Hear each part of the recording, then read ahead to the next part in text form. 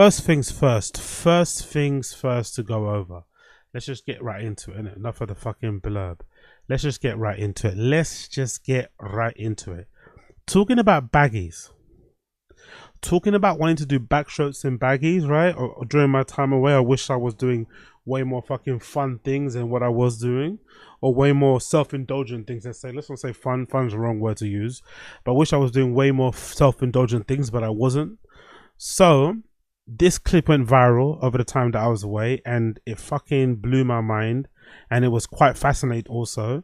And in terms of this particular stream, it made me think, or it kind of reinforced the idea that I'm sure some of us had, that most interesting people out there are definitely non-comedians, innit? I don't think you can find a single comedian out there that has a far more interesting backstory, life, lived life than Hunter Biden does. Far more interesting and captivating human being than any of the 250 stand-up comedians that we see out here. This is Hunter Biden expounding upon the differences between crack and cocaine. Absolutely fascinating shit. Big up Blood Clot Hunter Biden. The only difference between crack cocaine and cocaine is sodium bicarbonate and water and heat. Literally, that's it. And those things are pretty much free if you go to like a science store. This is free. You can go to your neighborhood convenience store and just get. Anyway, I don't want to tell people how to make crack cocaine, but it literally is a mayonnaise jar, cocaine, and baking soda. How different is the experience? It's vastly different. And like for real, I feel really reluctant to kind of have some euphoric discussion. I know you're not asking me to do that, but have some euphoric discussion. By the way, I found that bit fascinating. By the way, I found that bit fascinating. I'm sure it's because I'm sure it has to do with him being in recovery. I think so. I assume it's to do with him being in recovery, but I find it really fascinating that he had to tell himself that. He had to be like, I don't want to get into some euphoric praise of crack cocaine. Whilst like, obviously the guy who's the presenter, you know, of Channel 5, or didn't say, hey, could you get into the euphoric nature of crack cocaine and cocaine? He just is talking open, you know, handily about it. But he had to stop himself because he felt like the only way he could describe it was from a good place. I think that comes from recovery. In recovery, I think you're basically forced to address obviously your addiction, but it's sometimes not from a place of malice. You know, it sometimes comes from a place of like, no. You didn't do this thing just because you were like down. I was trying to find myself and find a way out. Sometimes you do this stuff because you actually want to do it and you enjoy doing it, but it becomes destructive. Like you can enjoy doing something in the moment and during the time that you're or in the moment and you know henceforth because it's enjoyable, but it also can be destructive. So I love that he was very honest and you know very aware that if he did try to speak about it, wouldn't come from a place of like shame or like loads of embarrassment. It would come from a place of like, no, this was actually a great time. Yes, it kind of got me involved in some sticky situations, but I had a great time doing it. And if I described how I did it, it's going to sound like a great time and you're going to be encouraged to do it also.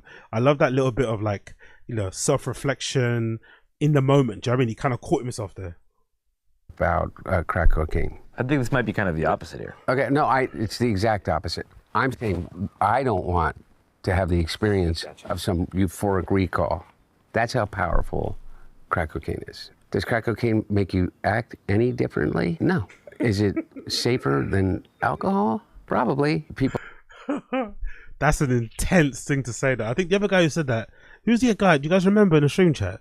Who's the black guy? There's a black guy of all people, by the way. A black guy on Joe Rogan. I think he wrote a book about it. He was like, oh yeah, like he was like hard drugs are sometimes safer and less addictive than actual alcohol.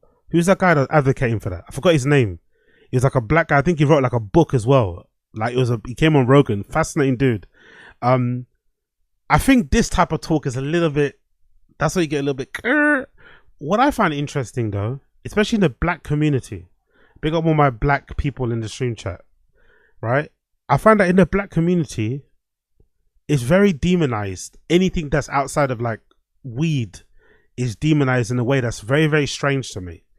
Especially the trend of like balloons and stuff. Like if you tell another black person that you do anything that comes out of a baggie, whether it's MDMA, whether it's coke, whether it's fucking 4-MMC, methadone, speed, whatever, anything that's a powdery substance, if you tell that to a black person, they'll look at you like you're a crackhead.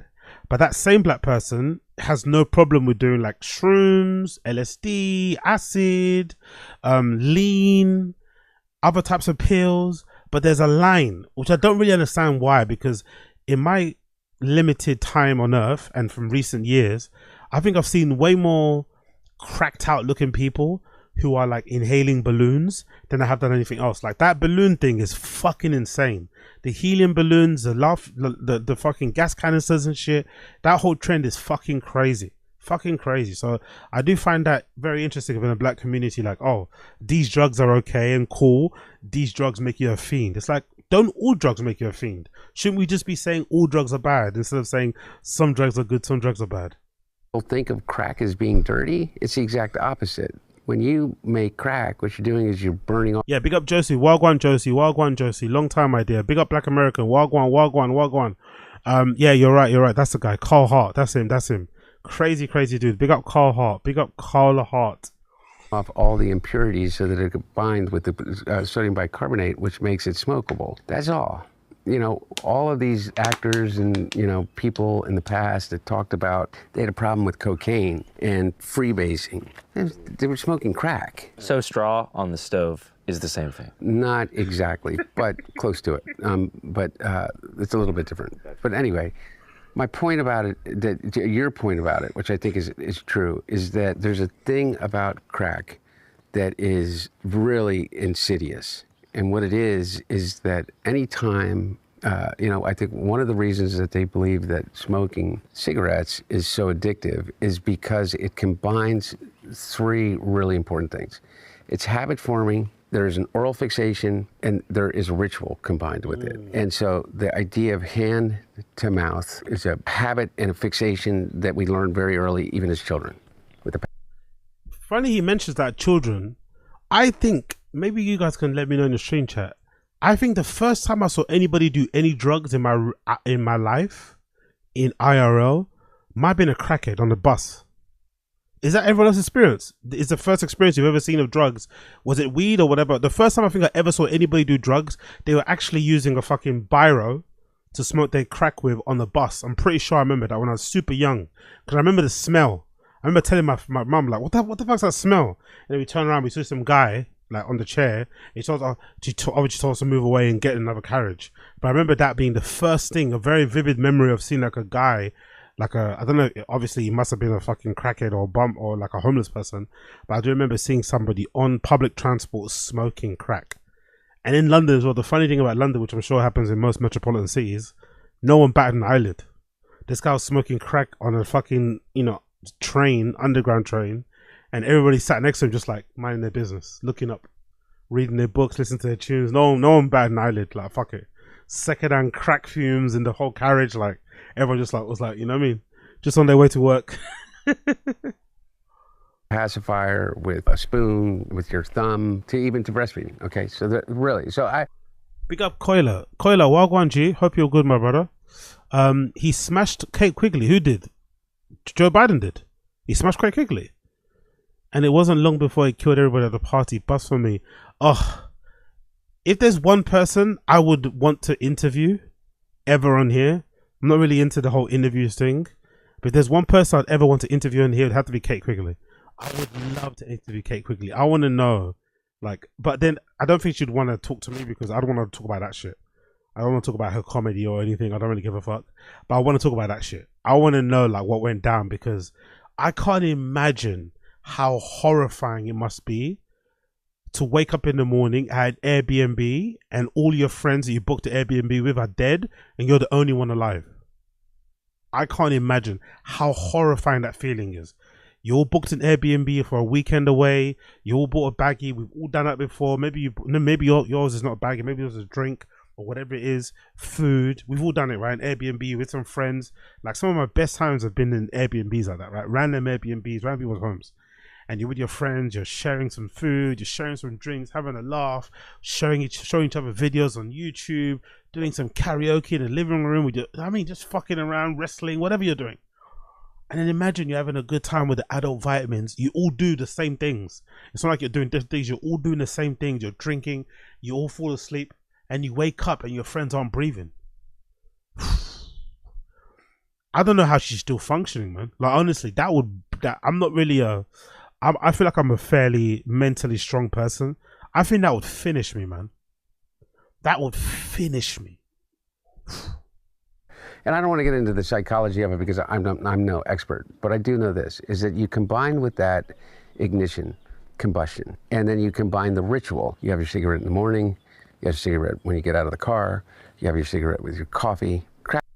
Yo, big up Black American. I love this, by the way, because I asked earlier on, why do black people have such a weird have such weird like lines between certain drugs? And Black American broke it down really quick, really great. Big up Black American. What's one says? Respectability politics. Jesus, fear of prison. That's why there's a line with black people. Also resentment because the CIA released it into the black community in an attempt to destroy us. Yeah. Getting into the crack epidemic in the States, what was that in the 70s, 80s? It's depressing, man. It's the same as getting into conspiracy theories around AIDS in the New York art scene within the 70s. It's the same thing as getting into the conspiracy theory, which is around the same time actually. The crack cocaine or the heroin epidemic within the art community, within like the 80s, 90s, early 2000s. There was a period where so many great artists, contemporary artists, passed away. Some of our best actually. A lot of people say that we've lost some of our greatest artists during that time, and that's what a lot of people say. Sometimes the reason why we have such shitty art now is because of that crack epidemic. Actually, we lost great artists that we've never truly replaced, or they've never kind of truly come back again, and so kind of thing. So when you get into that sort of stuff, it's incredibly depressing because you can definitely see, no matter what, like especially if you're a conspiracy theory skeptic, please get into the, especially if you just get into the AIDS shit. Forget what Black America says. What Black America says is honestly on point, but just get into the AIDS stuff. Get into the AIDS stuff and find out how AIDS actually got introduced or actually came about. That shit will get you black pilled so quickly. Crack is that on steroids. It's over and over. There's ritual to it. There's a ritualized part of it. The combination of all of those addictive behaviors together becomes like really powerful. And the drug in and of itself is a more immediate euphoric sensation and connected to it than, in my experience, cocaine alone. Does it require more frequency to maintain the high? Yes. Yes. And the capacity to Big up Jack Donaghy Jr. My dad and his friend railing up before starting to build a crooked garage. Yo, I love that. I still remember, honestly, to this day, right? Till this day, I still remember vividly, one of the craziest afters I've ever been to, where I stayed at this like dealer's house. This guy that I told you all the time, this Asian dude who I used to pick up from. Really safe guy. He literally would let me come to his house and pick up. He had like bags of stuff in his room, like bags of shit in his room. This is like pre-pandemic, by the way. He'd have plastic bags of shit in his room. He just like break me off bits, like, do you know what I mean? Yeah, like just fucking crazy. We went back to his house one time, and I remember vividly the memory of all of us high off our fucking gills, talking about and planning in very precise detail how we'd all go to fucking EDC in the coming months. Like, well, yeah, we're gonna get paid here, let's buy a ticket. Like we were planning it, so it felt so real. It felt like we were gonna do it, and then the next day nobody followed up. The next day nobody followed up with it, but in the moment we were all going to EDC within the next couple of months. We were planning everything, where we were gonna stay, how much money we needed, what days we were flying out.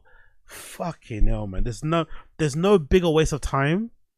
There's no bigger waste of time. There's no bigger waffle than a fucking drunk high waffle, man. Fucking hell. The amount of time I think I've wasted in my life, sat around a table, sat on the floor, standing in a hallway of some random person's house with your jaw just swinging, eyes darting all over the place, talking absolute nonsense, making plans for the future with people that you will never ever hear from or see from again. You use more than you could otherwise with powder cocaine, just physically to be able to ingest it.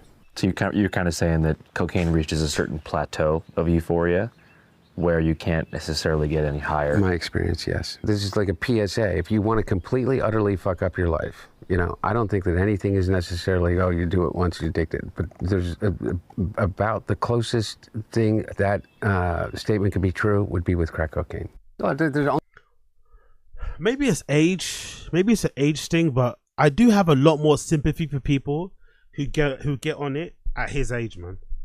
And with his type of resources. Could you imagine how hard it must be to quit doing drugs when you have his amount of money, his amount of access, little responsibilities. Like he's like an adult baby, innit?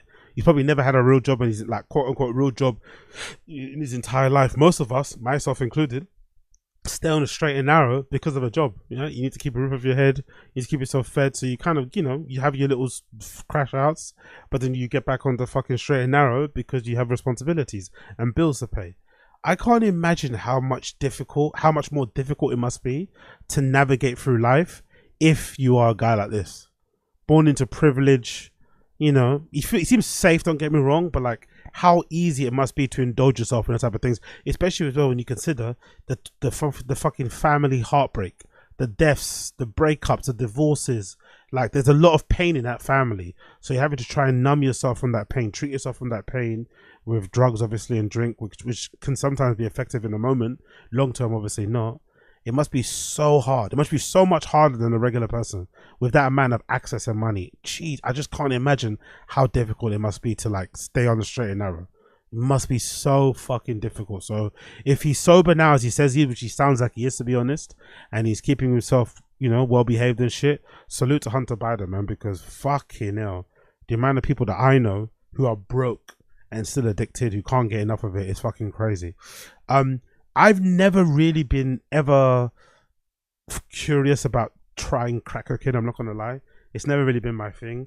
I think I do have a somewhat addictive personality, but my addictive personality is also kind of like pussified and nerfed.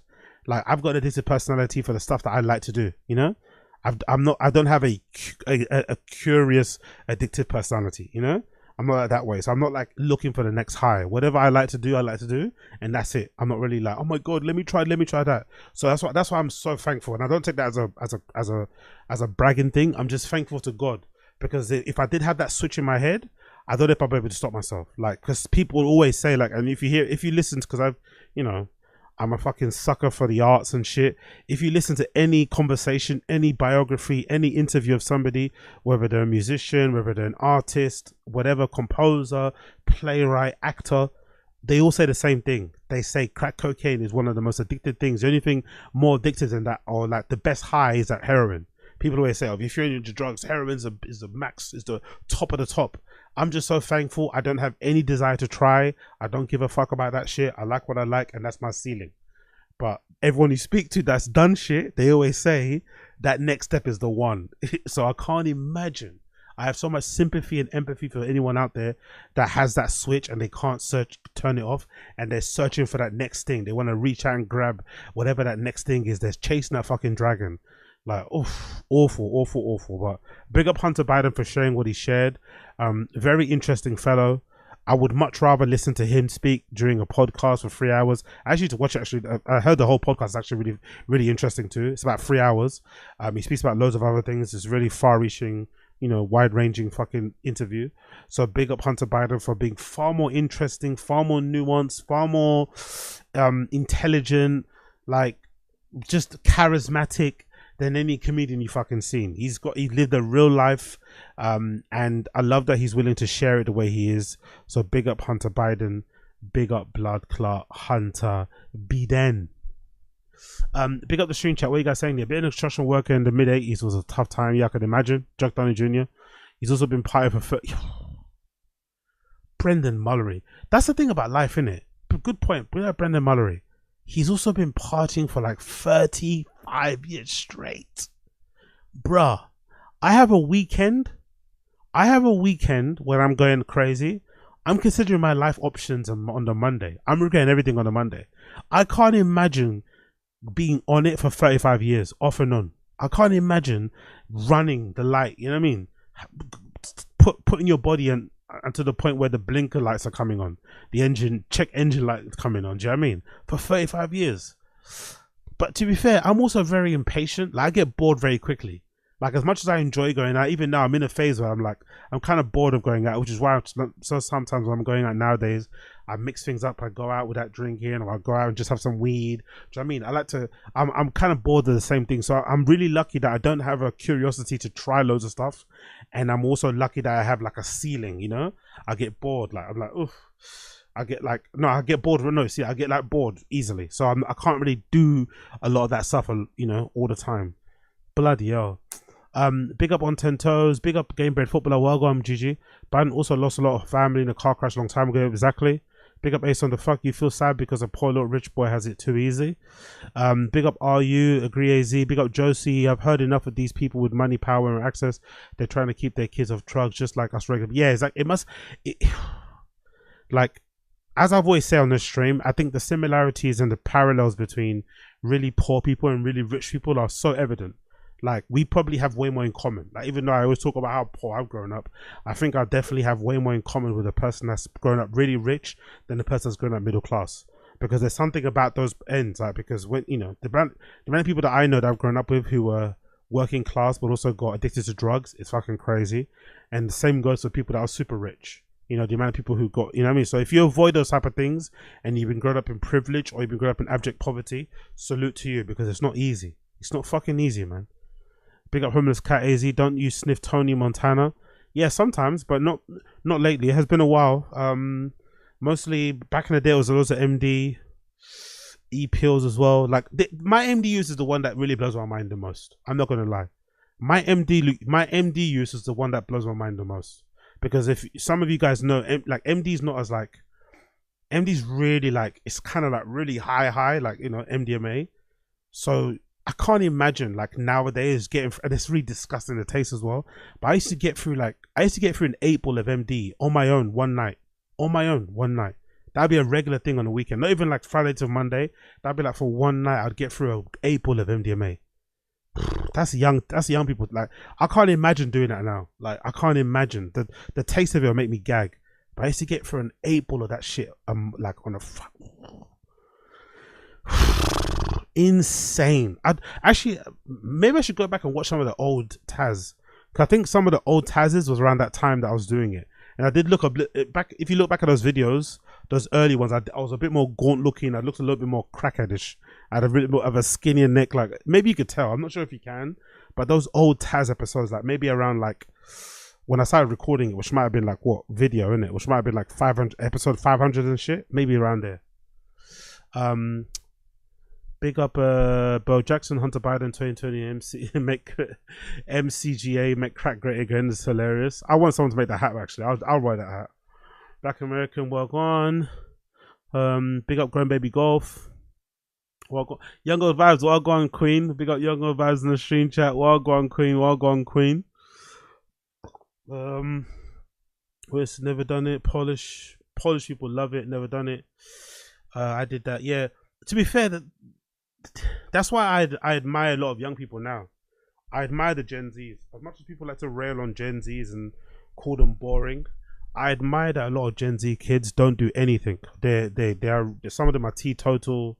You know what I mean? They don't do jack shit. I admire the Gen Zs for doing so, for being able to have fun, be outside and shit, socialize without needing to have anything. No booze, no alcohol, not even no weed, nothing. All they do, for the most part, from what I've seen anyway, is mostly vaping, innit, and shit. And cigarettes or maybe nicotine pouches. But aside from that, I admire them a lot for doing that, man. That's so good, because the fucking habit and you know, the habit of just, especially in England, like a lot of my friends, like, bless them, man, a lot of it's just to do with workplaces, isn't it? 9 to 5s. Like, a lot of my friends who have 9 to 5s and they're in the office, like a lot of it has to do with just being the habit of like, okay, cool, Wednesday. Sometimes nowadays people are starting drinks on Tuesdays, you know. I've been hearing Tuesdays after work drinks is a thing now. Before, when I was in a proper 9 to 5, it was like Thursdays, and then it went up to Wednesdays, and now I'm hearing people are starting to booze after work like heavy on Tuesdays. Like, oh, fucking hell, Tuesday. I mean, so, and in England, I'm not sure about you guys, but in England, as soon as you go after work for a couple of beers, especially if you're with a certain crew within your workplace, as soon as you get the one beer in, somebody's asking already on the table, who wants a packet? Who's got a number? Who's got a number? Who wants a baggie? Who wants to chip in for this? It's instant. It's not. Sometimes somebody will bring some with them to get you going, to kind of, you know, to wet the beak a little bit per se. So some of it's just it's not even like you want to do it. It's just for pure habit and like circumstances. It's there. Someone's offering it to you, and then. So yeah. So prayers and strength to everybody out there that's struggling. Prayers and strength. Prayers and strength.